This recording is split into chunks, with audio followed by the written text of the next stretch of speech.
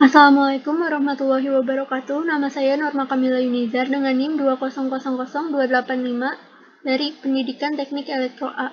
Akan menjelaskan mengenai sumber historis, sosiologis, politis, dinamika, dan tantangan Pancasila sebagai dasar nilai pengembangan ilmu di Indonesia. Dengan dosen pengampu Bapak Supriyono, SPD MPD, dari mata kuliah Pendidikan Pancasila, Universitas Pendidikan Indonesia. Sumber historis, sosiologis, politis tentang Pancasila sebagai dasar nilai pengembangan ilmu di Indonesia. Yang pertama ada sumber historis Pancasila sebagai dasar nilai pengembangan ilmu di Indonesia.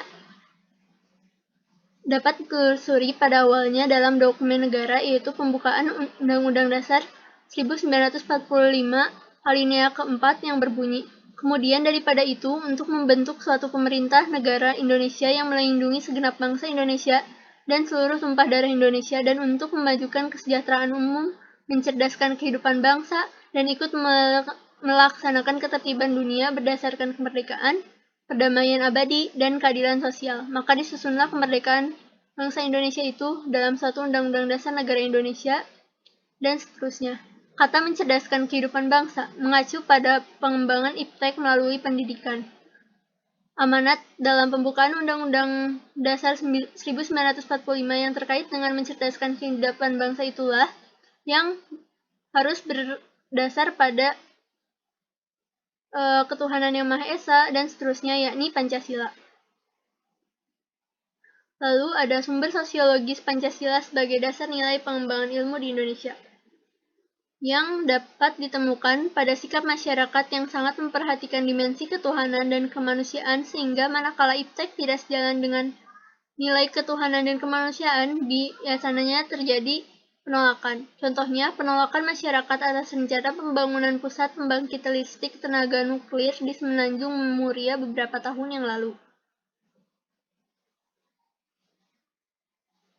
Lalu selanjutnya ada sumber politis Pancasila sebagai dasar nilai pengembangan ilmu di Indonesia, yang dapat dirunut ke dalam berbagai kebijakan yang dilakukan oleh para penyelenggara pemerintah dokumen negara. Dokumen pada masa Orde Lama yang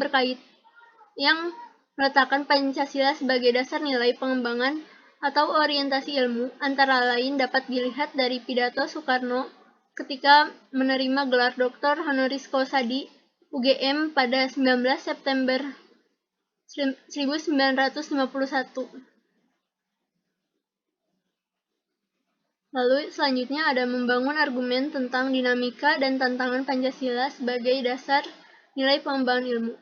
Yang pertama ada argumen tentang dinamika Pancasila sebagai dasar pengembangan. Ilmu Pancasila sebagai pengembangan ilmu belum dibicarakan sejak eksplisit oleh para penyelenggara negara sejak Orde Lama sampai era reformasi. Para penyelenggara negara pada umumnya hanya menyinggung masalah pentingnya keterkaitan antara pengembangan ilmu dan dimensi kemanusiaan. Namun, pada kurun waktu akhir-akhir ini, belum ada lagi suatu upaya untuk mengaktualisasikan nilai-nilai Pancasila dalam kaitan dengan pengembangan iptek di Indonesia. Lalu yang kedua ada argumen tentang Pancasila sebagai dasar pengembangan ilmu. Ada beberapa bentuk tantangan terhadap Pancasila sebagai dasar pengembangan iptek di Indonesia. Yang pertama, kapitalisme yang menguasai perekonomian dunia termasuk Indonesia. Akibatnya, ruang bagi penerapan nilai-nilai Pancasila sebagai dasar pengembangan ilmu menjadi terbatas.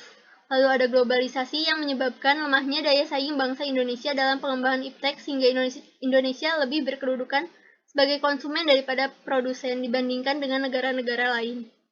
Yang ketiga ada konsumerisme yang menyebabkan negara Indonesia menjadi pasar produk teknologi negara lain yang lebih maju. Lalu yang terakhir ada pragmatisme yang berorientasi pada ciri, yaitu workability, satisfaction, dan result. Mungkin sekian dari saya. Wassalamualaikum warahmatullahi wabarakatuh.